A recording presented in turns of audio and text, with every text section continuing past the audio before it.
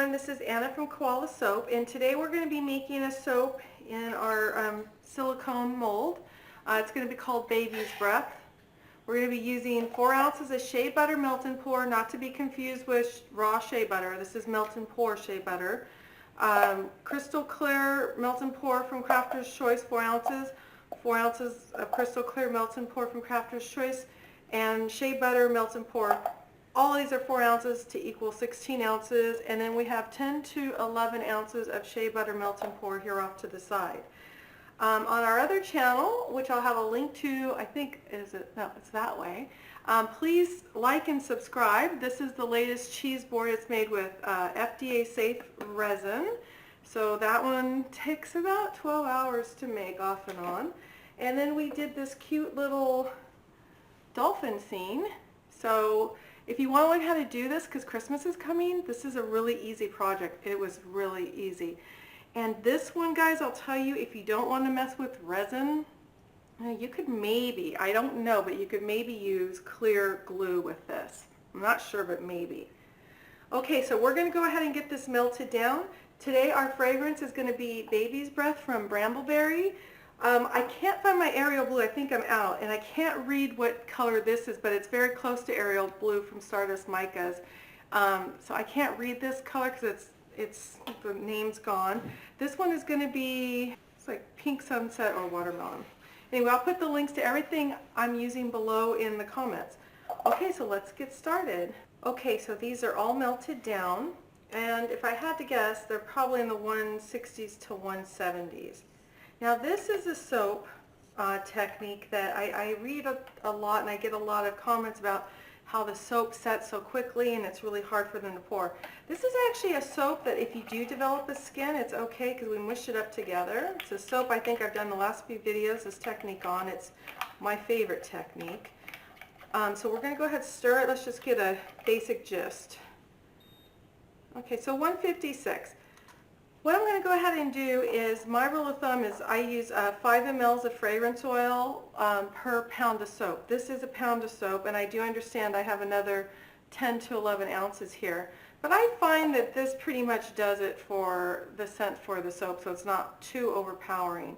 Not only that, if you've seen my videos, I usually have a little bit left, and that's when our 6 cavity pink mold, the mold everyone should probably have, and I just pour the extra into there. And it's unscented, so it won't conflict with anything else that we're doing. So the first thing I'm going to do is I'm going to take this is a 3 cc pipette, and I'm going to go ahead and I'm going to draw up 5 mLs total, because this right here is 12, I'm sorry, not 16, yeah, no, 16 ounces. So this is a pound. I'm going to go ahead and just divvy it up so that we have 5 mLs total. And don't do too much. That was 3, and that's all I'm going to do.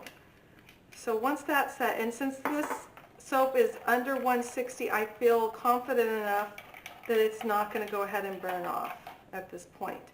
So I'm going to go ahead, we're going to mix our micas, and then we'll start pouring. You'll notice that I will usually pour an opaque soap first because it takes longer to set up, and then I'm going to test it and I'll pour around it. I try not to pour, I just don't want it to muddle, so you'll notice that I'll test it a little bit with some drips here before pouring on top. And so that's basically how we do this soap. So we'll go ahead and get started.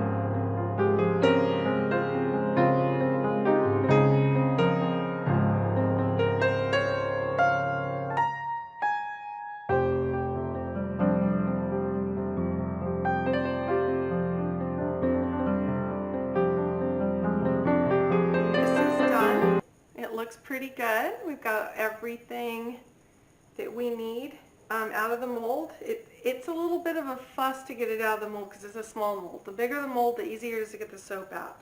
And you have to remember, if you're using that square mold, that there is a longer side and a shorter side, and you want the longer side to cut because that's what's going to give you your 4 even 1-inch marks. So again, I wanted to do one more house cleaning thing. I don't have my email on the bottom of the description anymore because I was told that that was a way that people tried to break into your account, etc. So if you want to submit a soap for me to put on the channel, like I have in the past, just go to my Facebook page and just DM me it right then and there because I can still save it and I can still show it. I was just told that it wasn't a good idea to have my email on there, and so my website's there, everything else is there. It's just that the email I was told was probably not the best idea. So again, if you guys could go to All DIY Crafts and take a look at those videos, I would really appreciate it. It's more resin art, but you can also use the micas that we use in soaps, and it's one of the reasons I got started in it. And then you can see how we do these two projects. So let's go ahead and we'll start cutting some soap.